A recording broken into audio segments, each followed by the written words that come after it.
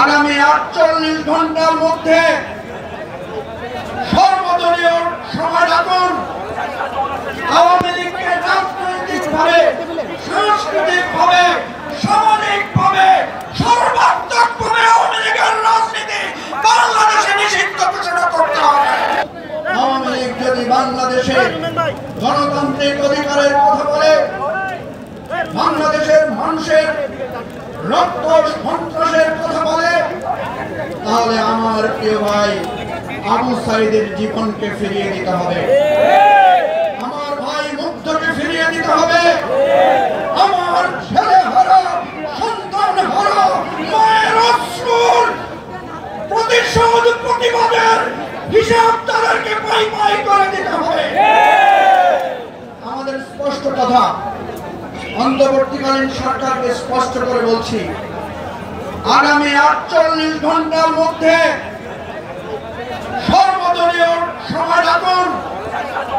আওয়ামী লীগকে রাজনৈতিকভাবে, সাংস্কৃতিকভাবে, সামাজিকভাবে, সর্বাত্মকভাবে আওয়ামী লীগের রাজনীতি বাংলাদেশে নিষিদ্ধ ঘোষণা করতে হবে। আমাদের দুইটা বিষয়ে বিতর্ক, আশা করি সকল রাজনৈতিক দল এখন একমত হয়েছে। গতকাল থেকে আমরা দেখেছি যারা আওয়ামী লীগের ব্যাপারে কিছু নমনীয় ছিলেন, তারাও ছাত্র জনতার সাথে একাত্মতা ঘোষণা করেছেন।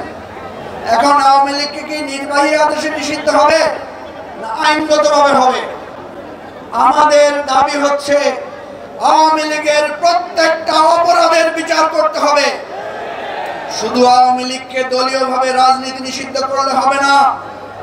যারা গুম খুনের সাথে জড়িত, যারা অর্থ পাচারের সাথে জড়িত, যারা গণতান্ত্রিক অধিকার হরণের সাথে জড়িত, ওই সমস্ত আওয়ামী লীগ নেতাদেরকে বাংলাদেশের রাজনীতিতে অযোগ্য ঘোষণা করতে হবে। এই অযোগ্য অগণতান্ত্রিক খুনিদের বাংলাদেশে কোনো রাজনৈতিক অধিকার থাকতে পারে না। আমরা আমাদের সম্মতি জানিয়ে গেলাম, সরকারকে দাবি জানালাম, প্রয়োজনে আইসিটি অ্যাক্ট যে আইন করা হয়েছে সেখানে দলীয় রাজনীতি নিষিদ্ধ করার বিধান, যারা গুম করবে, খুন করবে, লুটপাট করবে, গণতন্ত্র ধ্বংস করবে, তাদেরকেও দলীয়ভাবে বিচারের বিধান যুক্ত করার আমি এখান থেকে জোর দাবি জানাচ্ছি। সংগ্রাম চলবে, লড়াই চলবে, জীবন থাকতে বাংলাদেশে ফ্যাসিবাদ আর ফিরে আসবে না।